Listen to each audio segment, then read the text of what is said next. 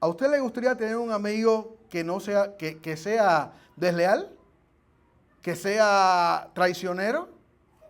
¿Que constantemente estuviera faltándole a la palabra que ha empeñado? ¿A usted le gustaría un amigo así? Nadie quisiera un amigo así. Estamos casados con nuestras esposas y las esposas con los esposos. ¿Y por qué decidieron casarse? Porque entendieron que ese hombre o esa mujer eran ¿qué cosa? Fieles a su palabra empeñada. Recuerde que nosotros no estamos casados solamente con la esposa o con el esposo. También estamos casados con Dios. Empeñamos nuestra palabra de fe, de ser fieles, de ser leales, de permanecer juntos hasta que la muerte nos separe. ¿Delante de quién?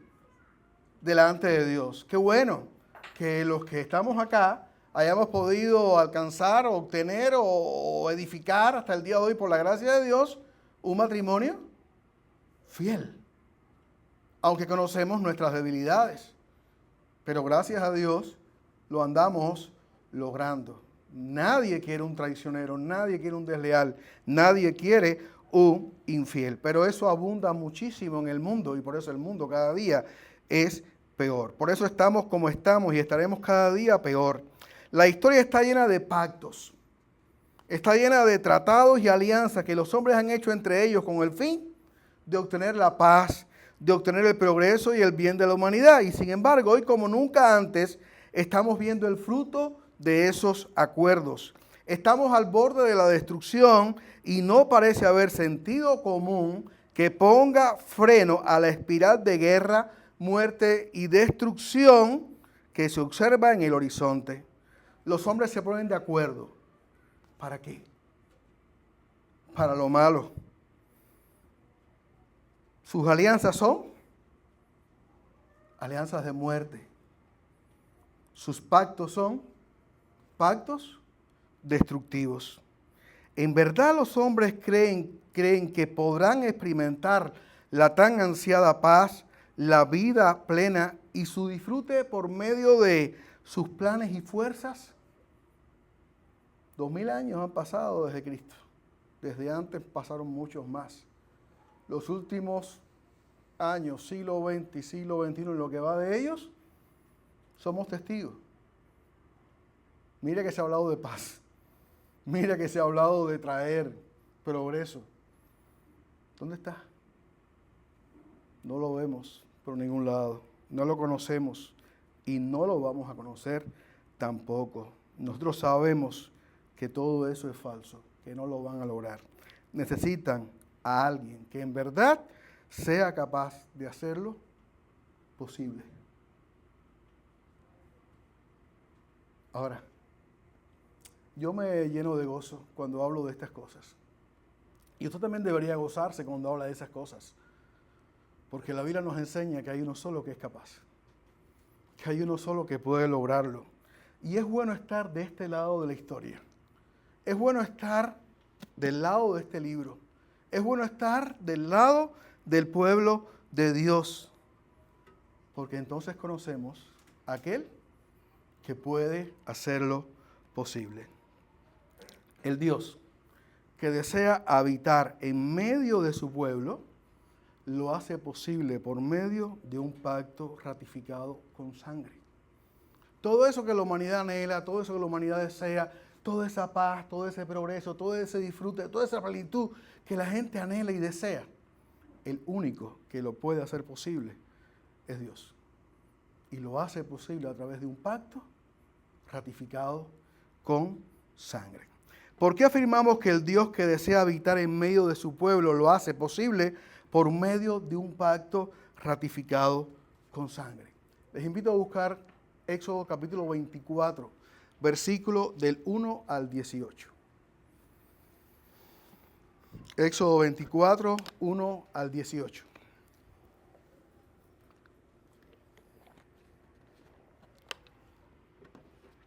Gracias a Dios estoy mejor del catarro, de la gripe, de lo que sea que haya tenido. Y puedo hablar un poquito mejor en esta tarde. Leemos la palabra de Dios, comenzando en el versículo 1 del capítulo 24. Dijo Jehová a Moisés: sube ante Jehová tú y Aarón, Nadab y Abiú, y 70 de los ancianos de Israel, y os inclinaréis desde lejos. Pero Moisés solo se acercará a Jehová, y ellos no se acerquen, ni suba el pueblo con él. Y Moisés vino y contó al pueblo todas las palabras de Jehová, y todas las leyes, y todo el pueblo respondió una voz y dijo, haremos todas las palabras que Jehová ha dicho. Y Moisés escribió todas las palabras de Jehová, y levantándose de mañana edificó un altar al pie del monte, y 12 columnas, según las 12 tribus de Israel. Y envió jóvenes de los hijos de Israel, los cuales ofrecieron holocaustos y becerros como sacrificios de paz a Jehová. Y Moisés tomó la mitad de la sangre y la puso en tazones, y esparció la otra mitad de la sangre sobre el altar. Y tomó el libro del pacto y lo leyó a oídos del pueblo, el cual dijo, haremos todas las cosas que Jehová ha dicho y obedeceremos. Entonces Moisés tomó la sangre y roció sobre el pueblo y dijo, he aquí la sangre del pacto que Jehová ha hecho con vosotros sobre todas estas cosas. Y subieron Moisés y Aarón, Nadab y Abiú, y 70 de los ancianos de Israel, y vieron al Dios de Israel, y había debajo de sus pies como un embaldosado de zafiro, semejante al cielo cuando está sereno. Mas no extendió su mano sobre los príncipes de los hijos de Israel, y vieron a Dios, y comieron y bebieron. Entonces Jehová dijo a Moisés, sube a mí al monte, y espera allá, y te daré las tablas de piedra, y la ley, y mandamientos que he escrito para enseñarles. Y se levantó Moisés con Josué su servidor, y Moisés subió al monte de Dios, y dijo a los ancianos, esperadnos aquí hasta que volvamos a vosotros, y he aquí Aarón y Hur están con vosotros. El que tuviere asuntos, acuda a ellos. Entonces Moisés subió al monte, y una nube cubrió el monte, y la gloria de Jehová reposó sobre el monte Sinaí, y la nube lo cubrió por 6 días. Y al 7º día llamó a Moisés de en medio de la nube, y la apariencia de la gloria de Jehová era como un fuego abrasador en la cumbre del monte, a los ojos de los hijos de Israel. Y entró Moisés en medio de la nube, y subió al monte, y estuvo Moisés en el monte 40 días y 40 noches. Padre, gracias, porque podemos estar en este lugar, Señor, juntos como pueblo, delante de ti, Señor, para exponer tu palabra. Que sea tu Espíritu, Señor, el que nos guíe, el que nos ayude a hacerlo lo más claro posible y lo más edificante para todos los aquí presentes y los que nos han de ver en otros lugares. Que tu gracia sea conmigo en esta hora y me permitas exponer la palabra con total claridad. Te lo pido humildemente en el nombre de Jesús, tu Hijo amado. Amén. Así que el Dios que desea habitar en medio de su pueblo, lo hace posible por medio de un pacto ratificado con sangre. En primer lugar, afirmamos esto porque en un pacto ratificado con sangre hay un sacrificio sustituto. Lo primero que nos enseña la Biblia acá en este pasaje es el establecimiento del pacto. Ya vimos lo que es un pacto, una unión, una alianza. Después lo definiremos mejor. Ya Dios había obrado otros pactos. Uno en el Edén, otro con Noé, después otro con Abraham. Y ahora encontramos este pacto que Dios establece con el pueblo de Israel en el monte Sinaí. Un pacto condicional, donde te voy a bendecir si tú me obedeces. Era la raíz del pacto, era la razón del pacto. Dios llama a un pueblo para que le obedezca y Dios, si el pueblo le obedece, lo va a bendecir. Como Dios no miente, ni tiene intenciones ocultas, Dios es transparente, es sincero, es verdadero, es bueno, es santo, es perfecto. ¿Por qué razón es todo eso? Porque Él es Dios. Sabemos que desea el bien de sus criaturas y especialmente de su pueblo. En el contexto de nuestro pasaje ya hemos visto que Dios saca al pueblo de la esclavitud en Egipto. Le muestra su gloria y su poder. Se le revela en el monte Sinaí, en donde estamos ahora aquí parados en este pasaje. Les muestra su carácter y su naturaleza al darle su santa ley a través de los mandamientos revelados, comúnmente conocidos como los 10 mandamientos. Les promete la presencia de su ángel que les colmará de bendiciones al ellos obedecerle y les dará la tierra en donde habitarán en su presencia. Y por demás, al final del capítulo anterior, les dice que no hagan alianzas con nadie. Lo dice aquí, no harás alianza con ellos ni con sus dioses, con los moradores de la tierra y tampoco, por supuesto, con sus ídolos. Así que no hacer alianzas de ningún tipo con nadie más que no sea Dios. Porque cualquier otra alianza, cualquier otro acuerdo, cualquier otro convenio les será motivo de tropiezo. Así termina el capítulo número 23. Sirviendo a sus dioses porque te será tropiezo. ¿Y cuál es el tropiezo? Perder toda bendición. Perder todo disfrute de las promesas de Dios, de la gracia de Dios, de la bondad de Dios. Perder la tierra. Perder el derecho a disfrutar de la herencia que Dios ha preparado para los que le aman, para los que le temen, para los que guardan su palabra. Así que vemos que es Dios el interesado en bendecir a su pueblo y guardarlo de todo mal. ¿Cuál es el propósito de Dios con este pueblo que sacó de la esclavitud en Egipto? Cuando uno lee Éxodo 19, 5 y 6, dice así: ahora pues, si diereis oído a mi voz y guardaréis mi pacto, vosotros seréis mi especial tesoro sobre todos los pueblos, porque mía es toda la tierra. Y vosotros me seréis, ¿qué cosa? Un reino de sacerdotes y gente santa. Estas son las palabras que dirás a los hijos de Israel. Así que este Dios maravilloso, santo, perfecto, justo, bueno, ¿qué quiere? Hacer un reino maravilloso con estos hombres que eran esclavos y que Él propiamente los ha rescatado. Solamente Dios le demanda una cosa: obediencia. Así que Israel se encuentra al pie del monte Sinaí. Según los versículos del 1 al 2, dice que Dios invita a Moisés y a una representación del pueblo a unirse con él en el monte.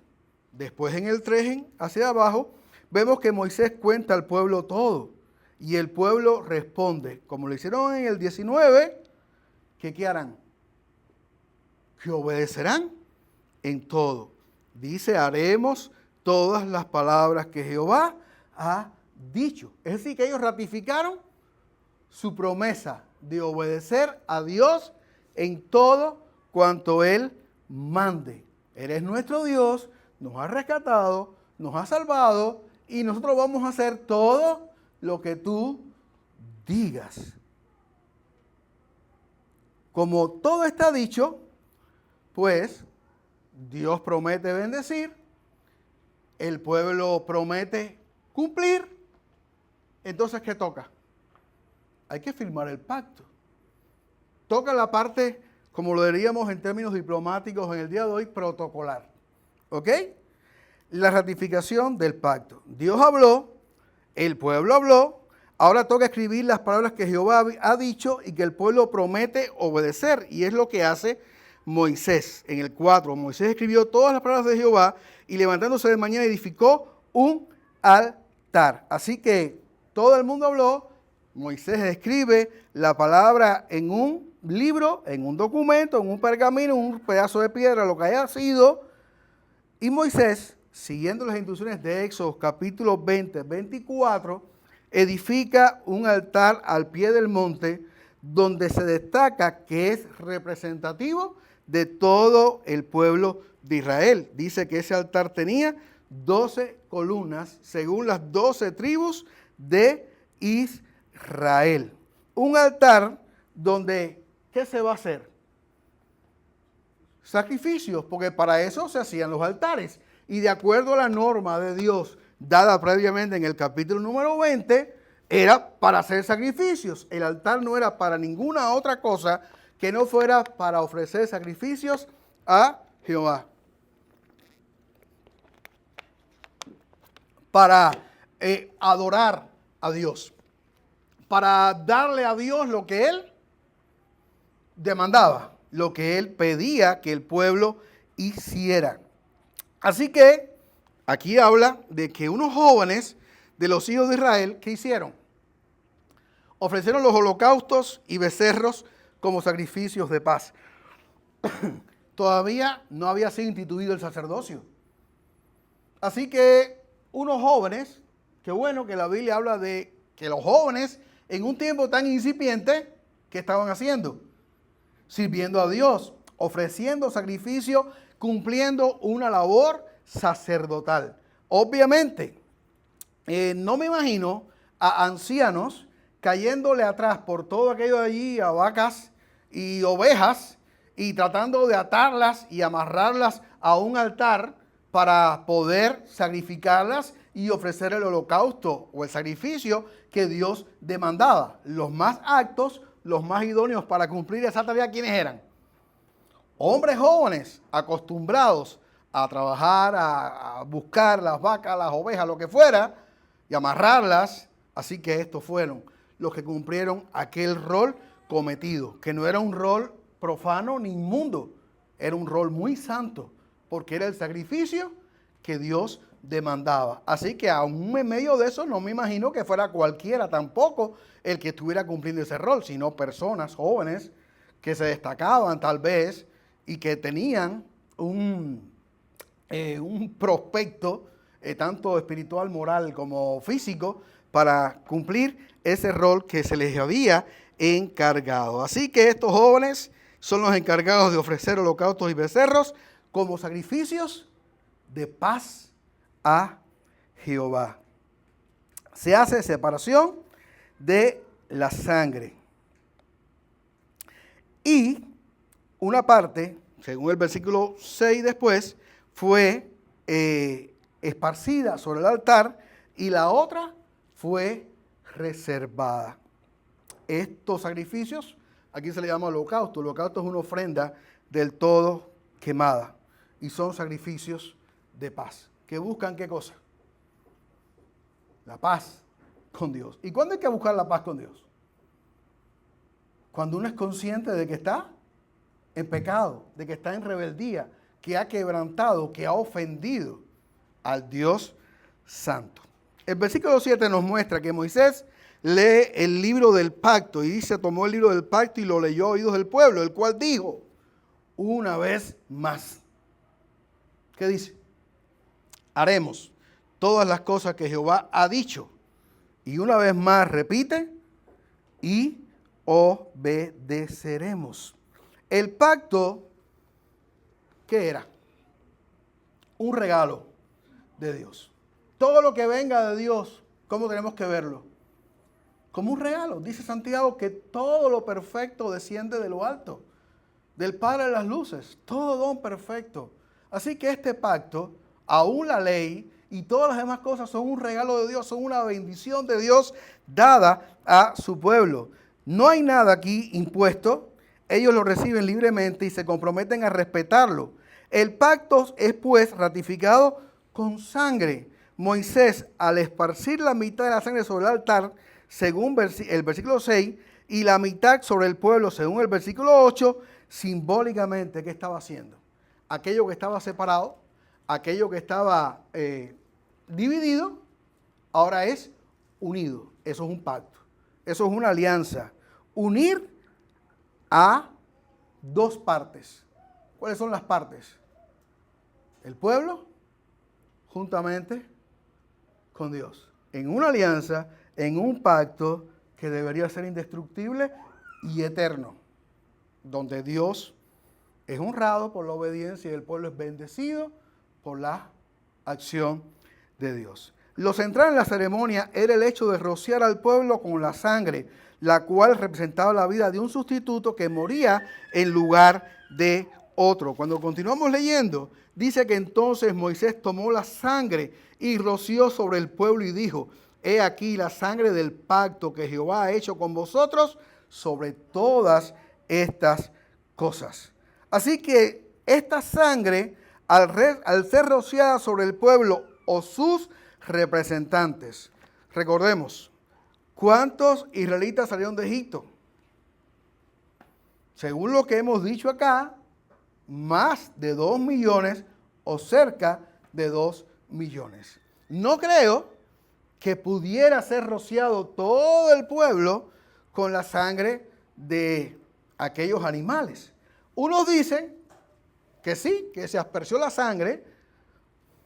Otros dicen que fue simbólicamente y representativamente sobre Moisés, Aarón, sus hijos y los 70 ancianos que representaban al conjunto total de todo el pueblo de Israel. De una manera o de la otra, la sangre manifestaba, ¿qué cosa? El pecado del pueblo y la necesidad de ser cubierto, tapado y resuelto ese problema de la única manera que puede resolverse el problema del pecado, que es por medio de ¿qué? De la sangre derramada en expiación por el pecado del pecador. Así que al ser rociada, simbolizaba entonces y traía purificación y el perdón provistos por el Señor. Era la manera que Dios había establecido para limpiar el pecado del pecador o el pecado del pueblo. Que un sustituto muriera por el pecador, que un sustituto muriera por el pueblo. De esa manera, esa sangre hacía expiación por el pecado de esa persona, le traía perdón, lavamiento, restauración y una relación nuevamente con Dios.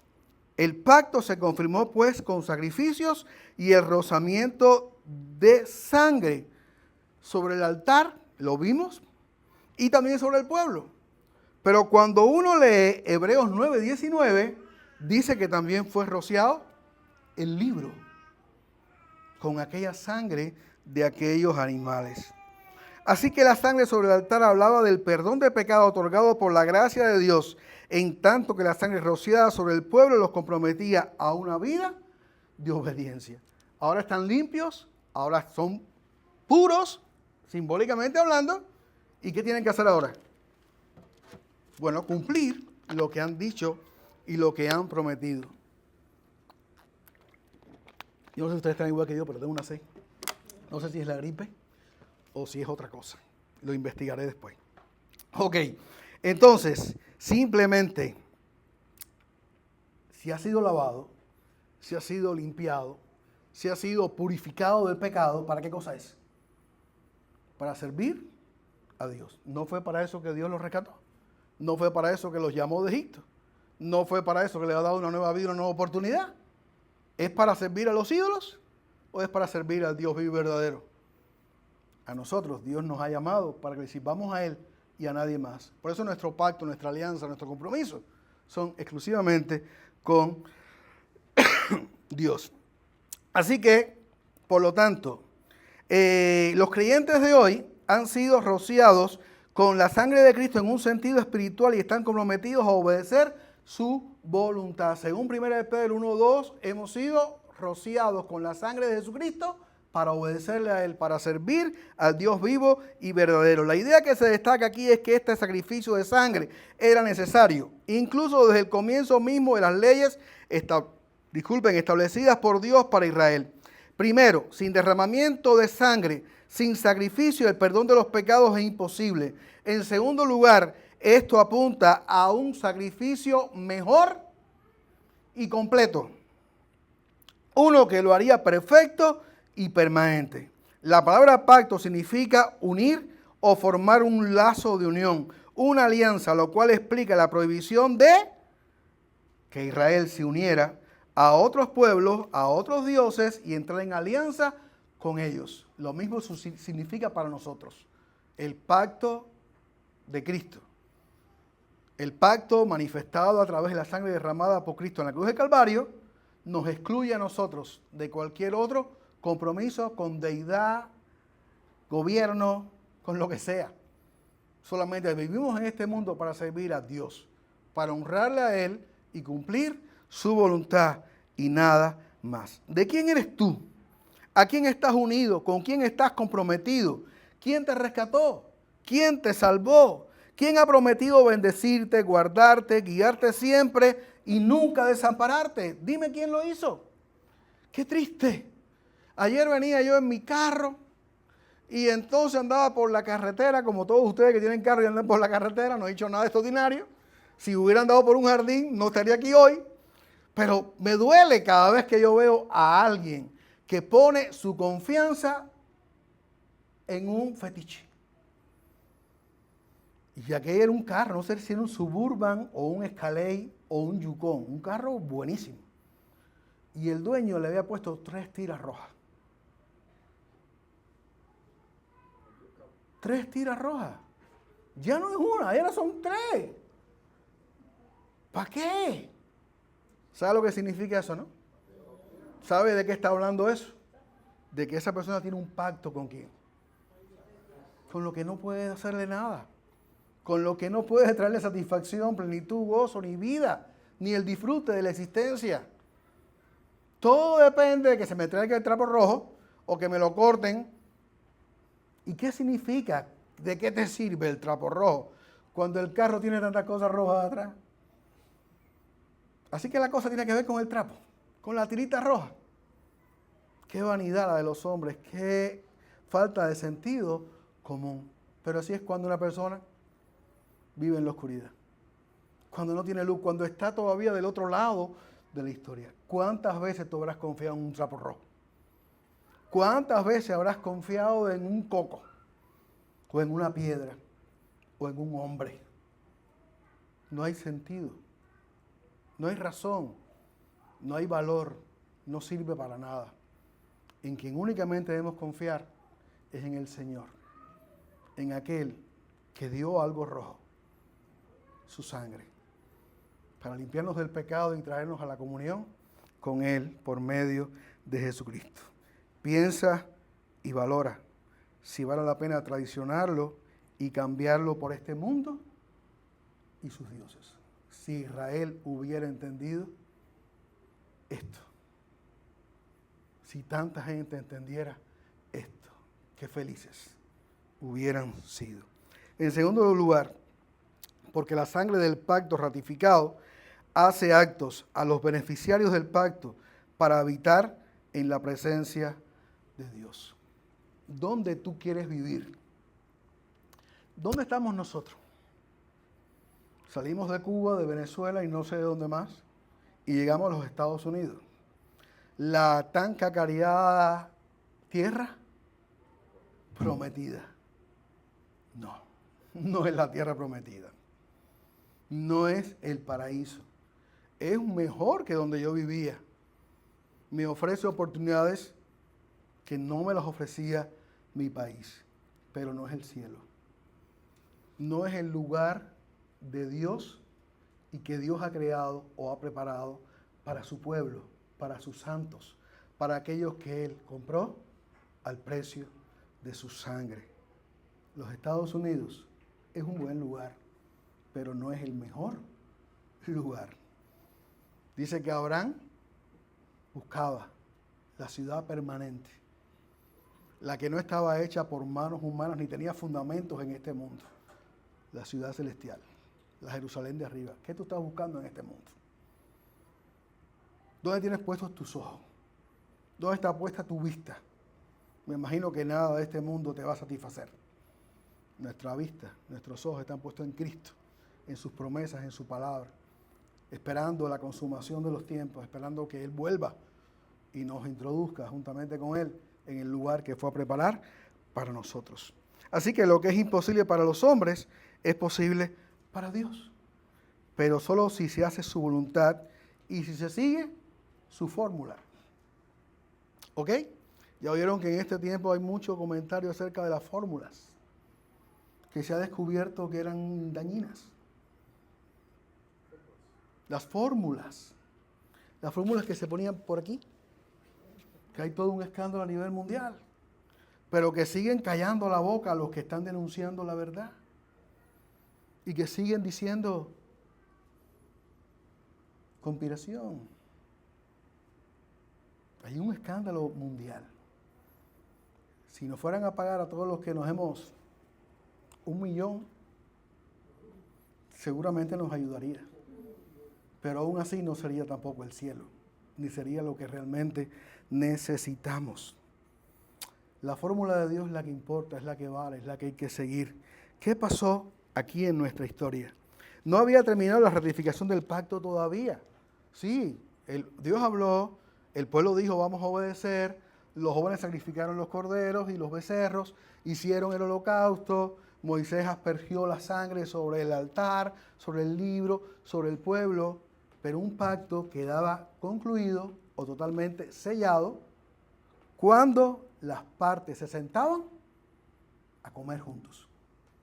Cuando las partes se sentaban frente a frente para disfrutar juntos de un banquete. Así que no había terminado. Después de aquella ceremonia, pues se hizo posible lo imposible. No quería Dios vivir en medio de su pueblo. O lo que es mejor, no quería Dios que su pueblo viviera en su presencia. Porque nosotros muchas veces queremos traer a Dios a nuestro mundo. Pero Dios no quiere eso. Dios nos quiere llevar a nosotros al suyo. Ese es el error teológico más garrafal que hay. Traer a Dios a este mundo. No, Dios quiere sacarnos del mundo y llevarnos a Él. No vamos a conseguir que este mundo se vuelva el cielo.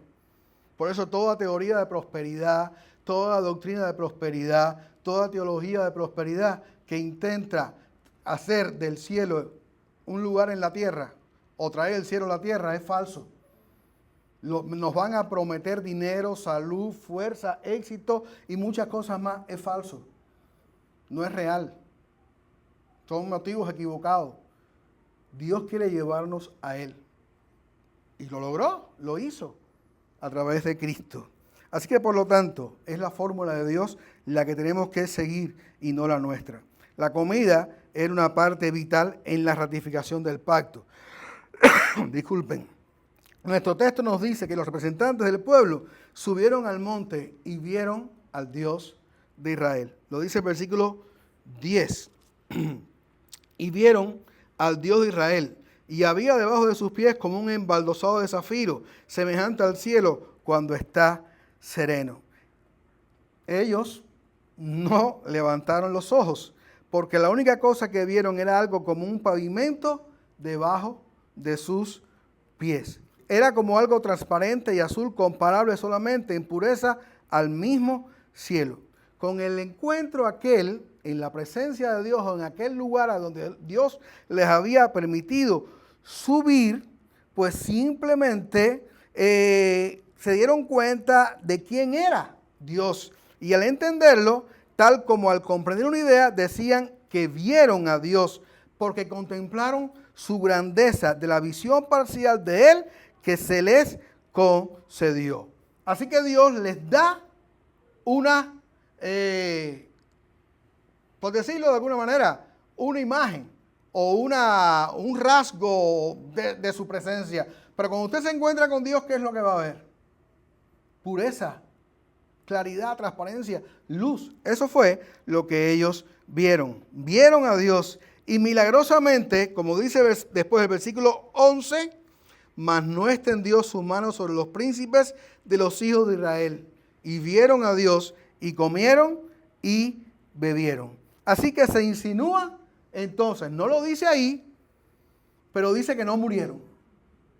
Es decir, que aquellos hombres pecadores, que aquellos hombres que habían fallado, aquellos hombres que eran parte de un pueblo pecador, pudieron ver a Dios y no morir. Todavía Deuteronomio 33 no se había escrito, que es donde dice que hay hombre que ve a Dios y viva. El hombre que ve a Dios en todo su esplendor, en todo su gloria, se muere. Y sin embargo, estos hombres vieron a Dios, estuvieron en su presencia y comieron juntamente con Él, y no extendió Dios su mano para destruirlos. ¿Por qué? ¿Por qué? ¿Qué es lo que hizo la diferencia? La sangre. La sangre del pacto que había sido rociada sobre ellos los había limpiado, los había purificado, al menos temporalmente, para poder ver ¿qué cosa? A Dios. Para poder entrar en su presencia y para poder disfrutar delante de Él de aquellos manjares, de aquella comida que no se describen, a las cuales Dios les permitió acceder. Así que por lo tanto vieron a Dios y comieron y bebieron. ¿Con quién tú quieres tener compañerismo? ¿Con quién tú quieres tener comunión?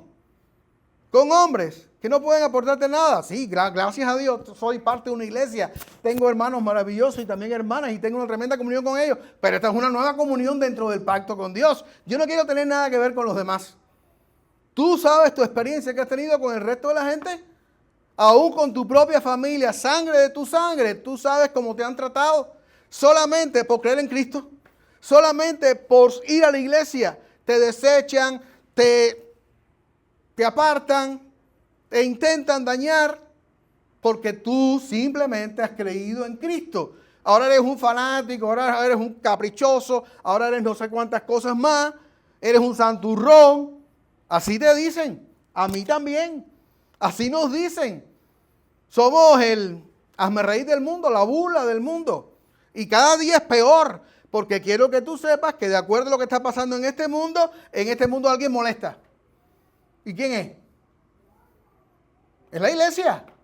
La iglesia que levanta su voz contra el pecado, contra la inmoralidad, contra las agendas, contra la guerra, contra los malos políticos. Ahí a alguien hay que quitar del medio. A nosotros, caernos la boca.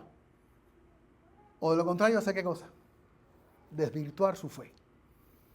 Y hacer que sigan ahí reunidos y que se sientan muy bien y muy bonito, predicando los pastores cualquier cosa, enseñando cualquier herejía, permitiendo el pecado, permitiendo la inmoralidad y haciendo que la iglesia sea cada día más semejante a ¿quién? Al mundo. Y olvidándose de lo que le dijo Ezequiel o Dios a Ezequiel, conviértanse ellos a ti y no tú a ellos. Pero en el mundo en que estamos, lo que se está logrando es que la iglesia cada día sea más mundana, más parecida, más semejante al mundo. Por eso usted oye lo que oye y ve lo que ve. De iglesias que tú dices, ¿cómo es posible que haya una banderita de muchos colores en un templo? ¿Entiendes? Y solamente eso, un detallito. Otras que comulgan con el aborto, con el divorcio y con cuantas barbaridades más que se publican en este mundo y pululan en este mundo. Ese es el tiempo actual en el que nosotros estamos viviendo, en el cual estamos teniendo la dicha de anunciar el mensaje salvador del Evangelio de Jesucristo. Nuestra tarea más difícil que nunca. Nos toca a nosotros hoy decir la verdad en medio de las tinieblas.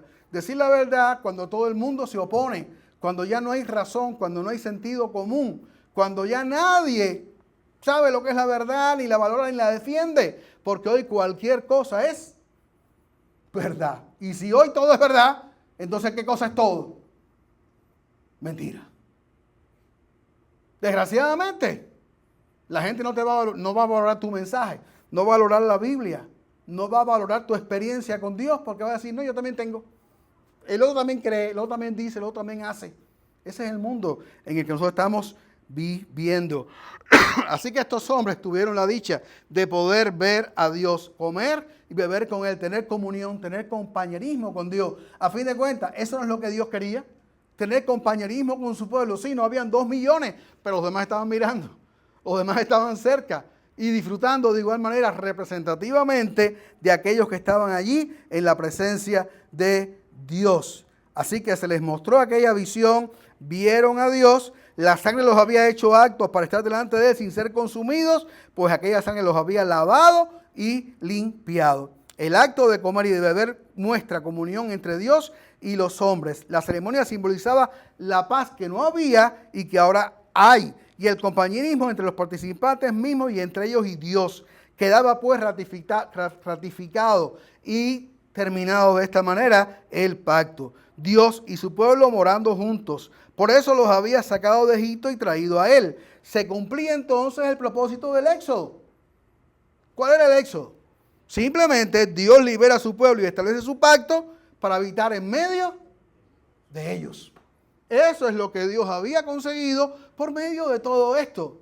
Que su pueblo habitara juntamente con Él y Él con su pueblo. Amados hermanos, si aquella sangre hizo actos a aquellos hombres para entrar en la presencia de Dios y comer y beber con Él, ¿cuánto más puede lograr la sangre de Jesucristo?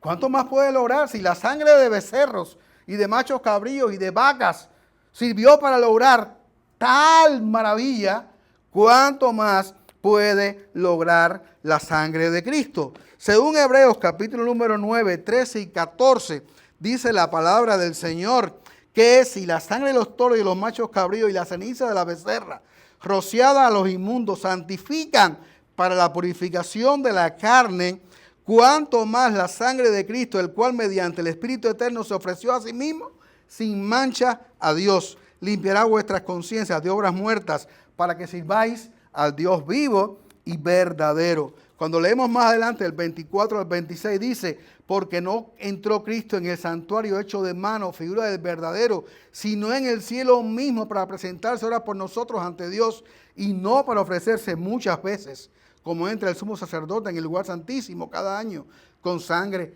ajena. ¿Para qué entró Cristo en el santuario? Por nosotros, para limpiarnos, para santificarnos, para purificarnos delante de Dios. Dice el 10:4, porque la sangre de los toros y los machos cabríos no pueden quitar permanentemente, ¿qué cosa?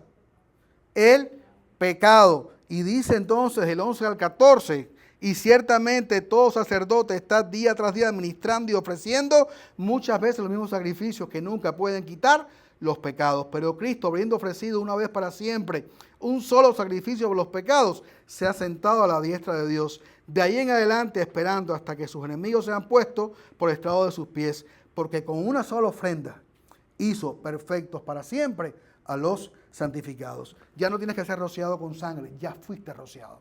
No tienes que ser lavado, ya fuiste lavado. No tienes que ser purificado, ya fuiste purificado por medio de la sangre de Jesucristo, que por nosotros fue derramada en la cruz del Calvario. Y que por esa sangre no tenemos simplemente acceso a ir un día a comer a la presencia de Dios, sino que tenemos acceso todo el tiempo, aquí, ahora y por siempre, para estar en la presencia de Dios y disfrutar con Él por los siglos de los siglos. Por eso Pablo exclamaba y decía, ¿qué estamos esperando? ¿Qué es lo que yo quiero? ¿Qué es lo que deseo? Estar aquí, ok, pero estar con Cristo es mucho mejor. No ando buscando las cosas aquí, ando buscando las cosas de arriba. No quiero más la gloria de este mundo que no sirve para nada. Lo que anhelo, ¿qué cosa es? La gloria de Dios. ¿Ese es tu pensamiento? ¿Ese es tu deseo? ¿Ese es tu afán? ¿Esa es tu lucha? Para eso tienes un pacto con Dios. Para eso Dios te ha introducido dentro de su alianza. Para que tú disfrutes a plenitud de todo lo que Él ha prometido. Aquello que para los israelitas fue una visión, una sombra de lo que habría de venir, nosotros lo tenemos garantizado por los siglos de los siglos. ¿Cuántos creen que Cristo viene pronto? Él dijo, voy a preparar lugar para que donde yo esté, vosotros también estéis. ¿Qué estamos esperando? Que Él venga a buscarnos para estar siempre con el Señor. Logra la libertad que nos da hoy entrar al lugar santísimo. Eso logra la sangre de Jesucristo. Y pronto al mismo lugar que Cristo fue a preparar para nosotros. Entonces, ¿qué tenemos que hacer? Mantengámonos pues siguiendo a Cristo. ¿Hasta cuándo? Hasta que Él venga. Recuerde que en la historia ha habido hombres que los obligaron a negar a Cristo. ¿Qué hicieron? El propio Policarpo, digo, tanto me ha ayudado, tanto me ha servido, tan bueno ha sido Dios conmigo, que yo no puedo traicionarlo. ¿Y contigo? ¿Cuánto te ha dado? ¿Cuánto tienes? ¿Cuánto disfrutas? ¿Lo podrás traicionar? Al menos permanentemente. Podrás negarlo permanentemente, porque pecar todos pecamos. Pero de ahí a que me obliguen a negarlo y permanecer negándolo, no puedo creer, no puedo hacerlo. Y no creo que tú puedas hacerlo. Si lo has conocido, será fiel. Y esperemos que Dios mediante nos fortalezca para permanecer firmes y fieles. ¿Hasta cuándo? Hasta que Él venga. Y en tercer lugar, porque el Dios del pacto ratificado proporciona los medios para que su pueblo habite en su presencia. El texto no termina ahí. Dice más abajo que entonces Jehová dijo a Moisés, sube a mí al monte y espera allá y te daré tablas de piedra y la ley y los mandamientos que he escrito para enseñarles. El texto es más amplio. Dice que después Moisés sube a donde Dios lo manda con su servidor al monte de Dios. Le dice a los ancianos que esperen y que si en el pueblo hay algún problema, que le pregunten a quién, a Hur, que está con vosotros. Y entonces después tenemos la experiencia que subió al monte, una nube lo cubrió y que estuvo 7 días esperando hasta que Dios lo llamó. Y entonces dice que la apariencia de la gloria de Jehová era como un fuego abrasador en la cumbre del monte a los ojos de los hijos de Israel. Y dice que entró Moisés en medio de la nube y subió al monte, y estuvo Moisés en el monte 40 días y 40 noches. Y Josué esperaba en otro lugar, porque solamente Moisés podía entrar a la mismísima presencia de Dios. El Dios del pacto es el que enseña cómo vivir en el pacto. No inventes. Aquí ya todo está inventado. No necesitas un trapo rojo. No necesitas un crucifijo. No necesitas agua bendita. No necesitas ningún invento. Ya todo está hecho. Ok. Dice en el texto que Dios le dijo a Moisés que él le iba a dar ¿qué cosa? Las tablas. La ley, escrita en tablas de piedra. Y mandamientos que he escrito, dice el Señor, para enseñarles. El Dios del pacto muestra a Israel cómo vivir delante de él. El versículo 12 nos dice lo que Dios quiere hacer, enseñarles. Y para ello le dará a Moisés la ley y los mandamientos que ha escrito para ellos, para enseñarles a andar en esta nueva relación que han adquirido. Leyes para que les vaya bien y disfruten a plenitud de la tierra a la que Dios les guía y también de su propia persona. Así que el Dios que rescata también preserva a su pueblo por medio de su palabra. ¿Qué pasa cuando ponemos en práctica la palabra de Dios? ¿Qué sucede? Hay bendición. ¿Qué pasa cuando le creemos a Dios? Hay bendición, hay progreso. No necesitamos, disculpen, no necesitamos más nada. Seguirle a Él, aferrarnos a Él y hacer su voluntad. ¿Es difícil? Claro que es difícil. ¿Podemos fallar? Claro que podemos fallar. Pero recuerden, el que entró a la presencia de Dios, ¿quién es? Según ya leímos, Cristo. Y ofreció un sacrificio perfecto por nosotros. Aún nuestros pecados han sido todos limpiados. Aún nuestros yerros, nuestras faltas han sido todos quitados de medio. Él compró lo que no pudo comprar Moisés para Israel. Moisés simplemente bajó del monte con las tablas, con la ley escrita en esas tablas y con la experiencia de la visión de Dios. Cristo bajó de la cruz, ¿con qué? Habiendo obtenido eterna redención para todos los que creen. ¿Quién tiene más? Yo no quiero ser parte de Israel, al menos del étnico. Yo quiero ser parte de la Israel espiritual de Dios. Todos aquellos que descienden de Abraham por la fe. Todos aquellos que han sido redimidos por la sangre de Jesucristo. Yo quiero ser parte de esa Israel. El que tiene redención eterna. El que no anda peleando un pedazo de tierra. El que no tiene necesidad de fajarse con nadie para obtener nada en este mundo. Porque ya Cristo lo obtuvo todo para nosotros. La ley, aunque santa y perfecta, no puede salvar al pecador. Fue dada para conducirnos a Cristo. El Cordero cuya sangre nos limpia y nos justifica delante de Dios. Como dice Romanos 3:25. Hemos sido lavados, hemos sido limpiados, hemos sido redimidos de todo pecado, de toda culpa, de toda transgresión. El nuevo pacto hecho en su sangre nos garantiza el pleno disfrute de Dios y de su gloria. No estamos en el antiguo pacto, porque este pacto, ¿qué cosa era? Sombra del que habría venir, el cual fue ratificado por Cristo en la cruz de Calvario.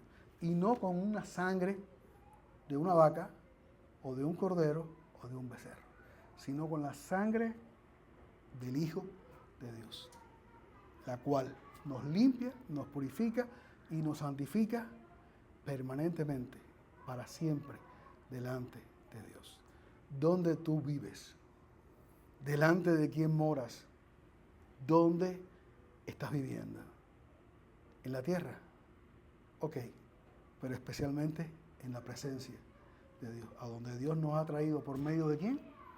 De Jesucristo, para disfrutar por siempre de su gloria, de su gracia, de su bondad. Si has hecho un pacto o una alianza que no sea con Dios, ¿qué tienes que hacer? Rómpala. Y ven ya a Jesucristo. Él murió por ti. Él dio su vida en rescate por la tuya.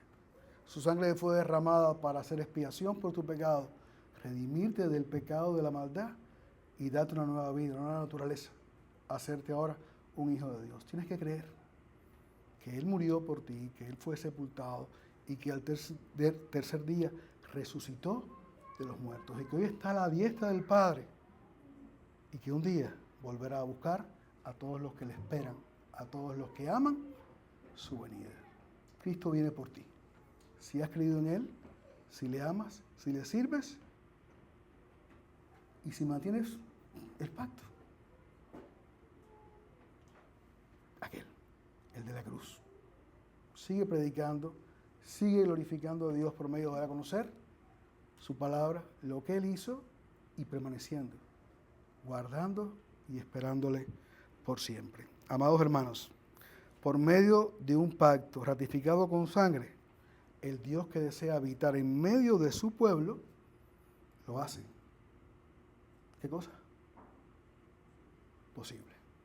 Señor, gracias, porque tú eres muy bueno con nosotros y porque sabemos que has hecho una obra perfecta a través de Cristo en la cruz de Calvario para dar a nosotros la redención y la vida eterna.